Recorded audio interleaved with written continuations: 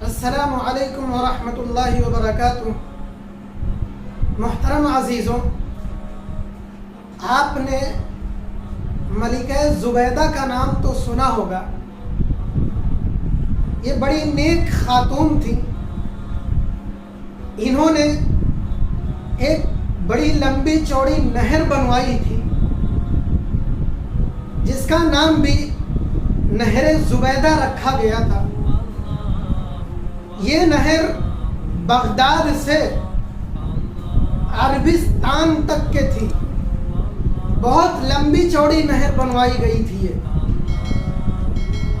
ایک مرتبہ آپ کم سنی کی عمر میں اپنی ہمجولیوں کے ساتھ جھولا جھول رہی تھیں۔ چھوٹی تھیں ابھی، تو خوش گپیوں میں مشغول تھیں، آپ تفریح کر رہی تھیں۔ تو جھولا جھولنے کے دوران آپ کا دوپٹہ سر سے سرک گیا۔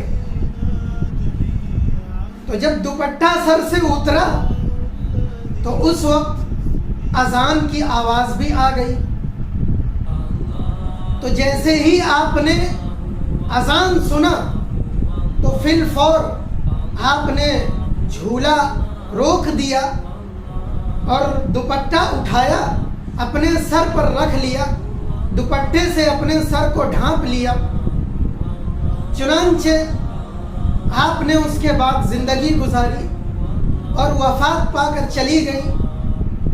تو آپ ہی کے رشتہ داروں میں سے کسی نے آپ کو خواب میں دیکھا۔ جب خواب میں آپ آئیں تو اس نے یہ سوال کیا کہ اے زبیدہ، تمہارا کیا بنا؟ تو ملکہ زبیدہ نے فرمایا کہ اللہ رب العزت نے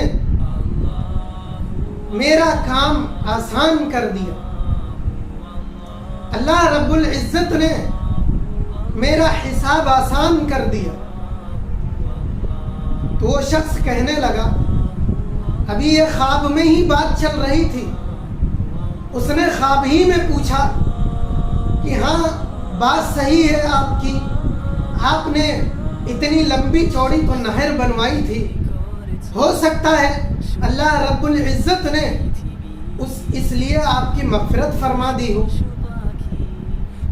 تو ملکہ زبیدہ نے کہا، جی نہیں، اس نہر نے میری مغفرت نہیں کروائی ہے، بلکہ اس کا سبب تو کچھ اور ہے۔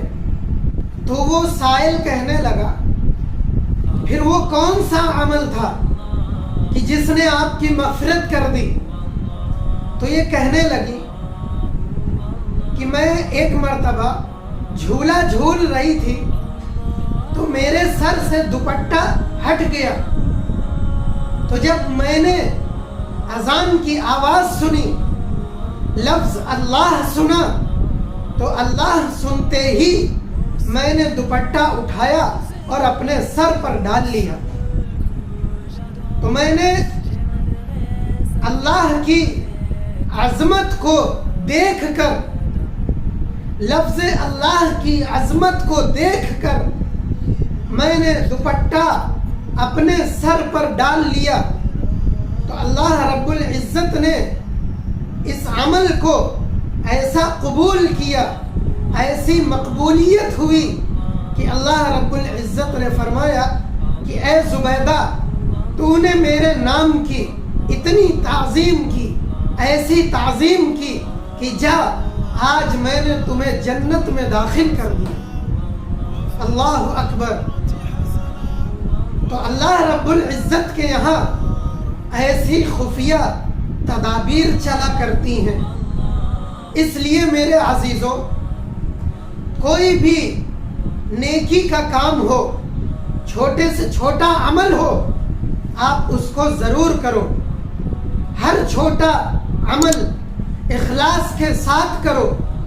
کیا پتہ تمہاری نظر میں وہ عمل چھوٹا سا ہو، لیکن اللہ رب العزت کے یہاں ایسا مقبول ہو جائے کہ وہ تمہاری نجات کا سبب بن جائے۔